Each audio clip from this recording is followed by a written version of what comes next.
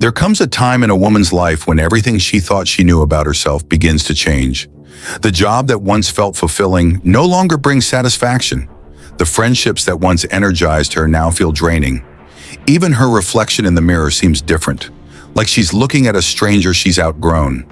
It's as if an invisible hand has started rearranging the pieces of her life, forcing her to question everything.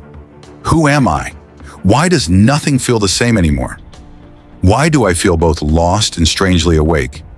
If this sounds familiar, you are not falling apart. You are awakening. You are stepping into what Carl Jung called the process of individuation, the powerful psychological and spiritual transformation where the old self dissolves and the true self begins to emerge. The video. The universe only sends this video to women who are entering their most powerful phase. Captures this process beautifully. It speaks to women who feel an invisible pull towards something deeper, something truer, something beyond the mask they've worn for years. This isn't just personal growth. It's a profound inner rebirth, a sacred initiation into a new phase of being, a universe in synchronicity. The video begins with a mysterious but comforting idea that you didn't find it by accident. According to Jung, there are no coincidences, only synchronicities, meaningful events that align your inner transformation with outer reality. In other words, when you're ready to awaken, life sends you signs. You start encountering messages, people, or ideas that mirror your inner evolution. It's as if the universe is whispering, "You're ready now." This shift marks the beginning of the most powerful phase in a woman's life, the moment when she begins to live from her inner truth rather than from external expectations. The crumbling of the old self. Before transformation comes dissolution. The process begins with the slow breaking apart of the false identity you've built to survive in the world. Jung called this the persona, the mask we wear to meet society's expectations. For years, a woman might have defined herself by what others needed her to be: the supportive partner, the dependable friend, the dutiful daughter, the selfless caregiver. But eventually, this mask begins to suffocate. The more she tries to keep up appearances, the more exhausted she becomes. This stage feels uncomfortable, even painful. You might feel disoriented or emotionally raw. You might even think something's wrong with you. But this is not breakdown, it's breakthrough. The psyche is dismantling the version of you that no longer fits so that the authentic you can finally breathe. The sacred silence of solitude. As the old identity dissolves, the woman naturally turns inward. She may start withdrawing from social activities, feeling disconnected from people she once related to. Conversations that used to matter now seem meaningless. This withdrawal is not depression, it's preparation. The soul needs silence to rebuild itself. Jung compared this stage to entering a womb, a dark, quiet space where something new can gestate before being born. In solitude, the woman begins to rediscover her own voice. She starts to separate her real desires from the noise of expectations. She learns to listen to her intuition, the inner compass that had long been drowned out by external approval. What once felt like loneliness begins to feel like peace. The archetypal shift, from maiden to queen. Carl Jung's theory of archetypes, universal patterns within the collective unconscious, helps explain what's happening during this transformation. In early life, many women live through the maiden archetype.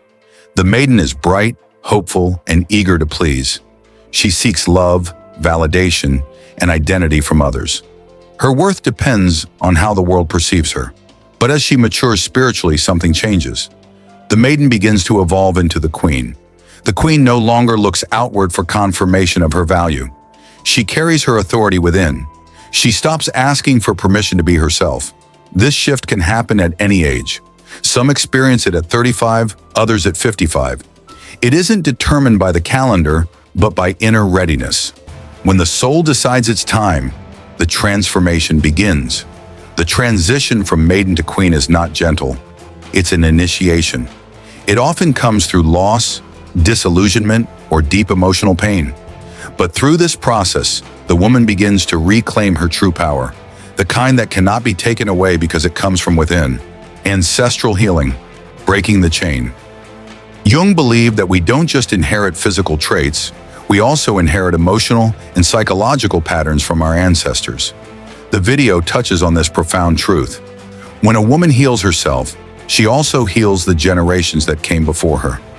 Every woman carries within her the unspoken stories of her lineage, the silenced pain of grandmothers, the unfulfilled dreams of mothers, the suppressed emotions of women who had to survive in smaller forms. When a woman chooses authenticity over performance, when she refuses to repeat toxic cycles, when she speaks her truth even when her voice shakes, she is breaking ancestral chains. Her healing ripples backward through time, liberating those who couldn't speak and forward into the generations that will come after her. That's why this process feels so sacred. It's not just about personal freedom, it's about collective awakening. Reclaiming the shadow. True empowerment doesn't come from light alone, it comes from integrating the dark. In Jungian psychology, the shadow is the part of ourselves we repress, the emotions, desires, and instincts we've been taught to hide. For women, this often includes anger, ambition, independence, and sexuality.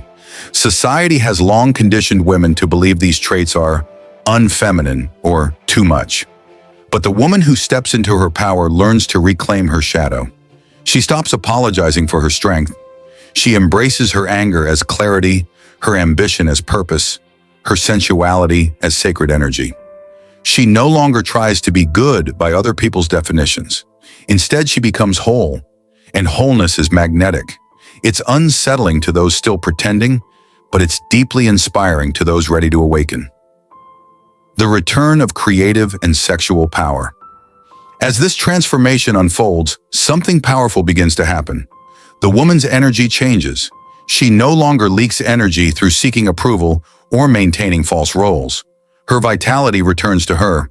Her sexuality, which Jung linked to the creative life force itself, reawakens but in a deeper, spiritual way. This isn't about seduction or validation. It's about embodying her full aliveness. She becomes radiant not because she's performing, but because she's aligned. When a woman's inner world and outer world match, Jung's principle of synchronicity takes over. Life begins to respond to her authenticity. The right people, opportunities, and experiences show up, not through effort, but through resonance. She stops chasing and starts attracting. The test of staying true. Every awakening brings a test. Once the woman begins living in truth, the old world often tries to pull her back. Friends may say she's changed. Family might not understand her boundaries. People who benefited from her smaller self may pressure her to return to who she was. This is the final challenge, the temptation to trade authenticity for acceptance.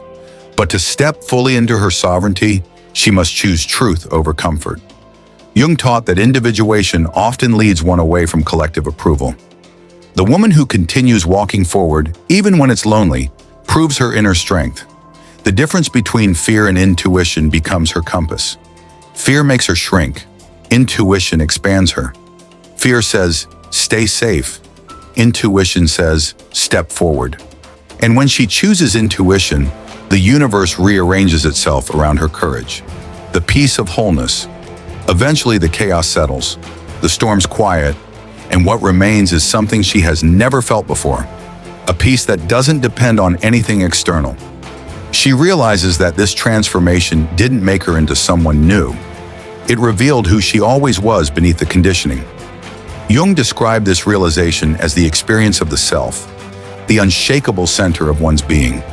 She understands now that she was never broken, only buried under layers of expectation, fear, and false identity.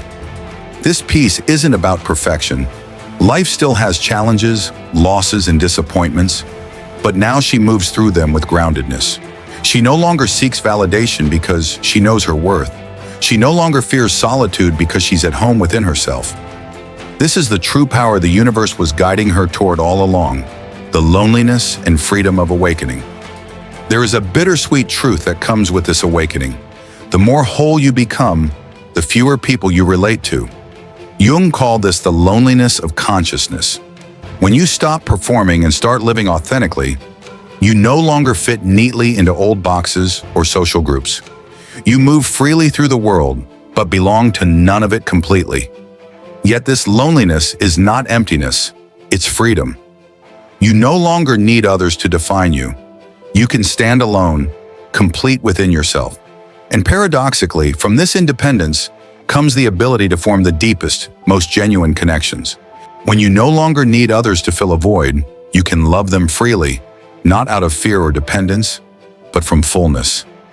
The legacy of transformation. The woman who completes this journey becomes a quiet force in the world. She doesn't need to announce her power. It radiates naturally. Her integrity, her presence, and her refusal to live falsely create ripples in the collective consciousness. Jung believed that the psyche of humanity is interconnected. When one person heals, it subtly changes the field for everyone else. In this way, each woman's awakening becomes a gift to others. The woman who steps into her power makes it easier for the next woman to do the same. Her courage becomes a path. Her truth becomes permission.